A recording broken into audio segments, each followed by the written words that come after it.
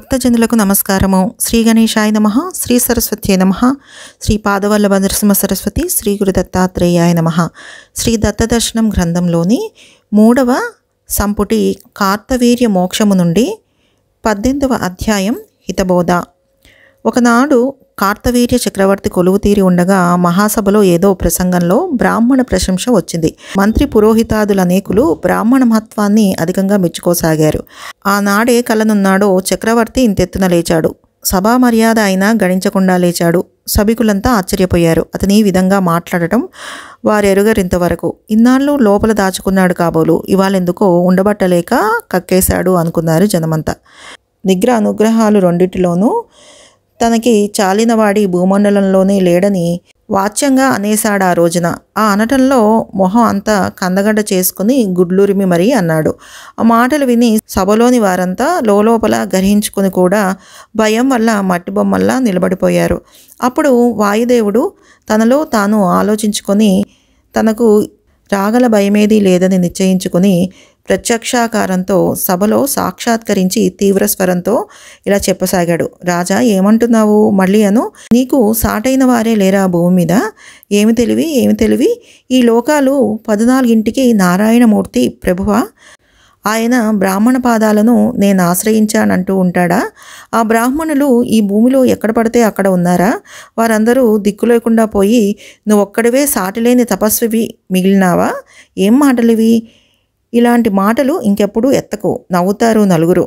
ఏదో 3 నాళ్ల ముచ్చటగా మానవ జన్మ ఎత్తాం, ఎంతో కొంత సాధన చేసి భవసంతాపాన్ని హరించుకునే మార్గం చూసుకుందామనే తెలివి లేకపోగా, కనీసం ఏ పుట్టలో ఏ పాముందో అనే ఆలోచనైనా లేకుండా ఇంత బ్రతికి చివరికి ఈ పాండిత్యం సంపాదించావన్నమాట. మర్యాద లవలేశమైనా లేని ఆ మాటలు విని చక్రవర్తి మొగమంతా జేగురు ముద్ద చేసుకుని గీంకరించాడు. కానీ వాయుదేవుడు ఇతనిని ఎంతమాత్రమూ లెక్క చేయక అంతకన్నా తీవ్ర స్వరంతో తాను చెప్పదలుచుకున్నది కొనసాగించేశాడు. పోని ఇతర బ్రాహ్మణుల్ని తీసిపారే, ఆ భృగువు వశిష్ఠుణ్ణి కశ్యపుణ్ణి కూడా మెచ్చుకోవా? అగస్త్యుడి కథ విన్నావా నువ్వు? ఆ మహనీయుడు అత్రిమహర్షి మాట గుర్తుందా? ఆ బ్రహ్మర్షి కొడుకు తండ్రి పేరుతోనే తన్ను పిలిపించుకొని మురిసిపోయే దేవదేవుడు దత్తదేవుడు అనుగ్రహించబట్టి కదా నీ చొట్ట చేతులు పైకి లేచి నీ అన్నం నువ్వు తినగలుగుతున్నావు. ఆ మాట ఈ పాటికి మర్చిపోయి ఉంటావులే.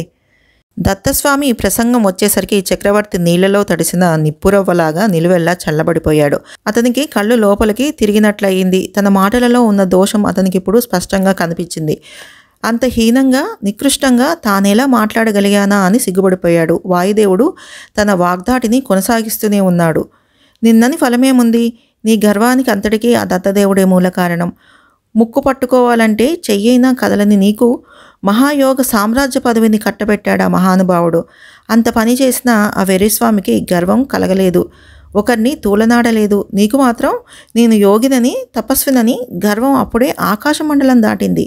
రాజా, నీ హితాన్ని కోరుతున్నాను గనుక దారి తప్పినప్పుడల్లా పెద్దలు వచ్చి నాకు హితాన్ని ఉపదేశించాలని దత్తదేవుణ్ణి కోరి ఉన్నావు కనుక చెప్తున్నాను, విను, జాగ్రత్తగా విను. ఈ అనాది కాలంలో బ్రాహ్మణ సహాయం లేకుండా రాజ్యమేలిన రాజు లేడు. ఇవాళ నువ్వు కూడా ఇంత విర్రవీగగల స్థితికి ఆ దత్తస్వామి వల్లే వచ్చావని గుర్తుంచుకో. ఇతరులను తూలనాడే నైత్యానికి దిగజారి ఆ స్వామికి తలవంపులు తీసుకురాకు. వాయుదేవుడు తన వీరోపన్యాసాన్ని ఉపసంహరించాడు. చక్రవర్తి ముఖంలో పశ్చాత్తాపం స్పష్టంగా గోచరిస్తోంది. అతను చేతులు జోడించి సింహాసనంలోంచి లేచి నిలబడి తలవంచి నమస్కరించి, వాయుదేవా, నీ అనుశాసనాన్ని శిరసా వహించి ఈ పొరపాటు మళ్ళీ రాకుండా జాగ్రత్త పడతానని అరమరికలు లేకుండా స్పష్టంగా పలికాడు. అది విని సభ మళ్ళీ ఆశ్చర్యపోయింది. తప్పొప్పుకోగల ధైర్యాన్ని మించిన ధైర్యం లేదు. అందుకే ఇతను ఇంత లోకోత్తరుడైన చక్రవర్తి అయ్యాడు అని వారంతా లోపల అభినందించారు. వాయుదేవుడు రాజుకు స్వస్తి పలికి అంతర్ధానం పొందాడు. 18వ అధ్యాయం సంపూర్ణం. సర్వం శ్రీగురు పాదారవింద అర్పణమస్తు. శుభం భవతు.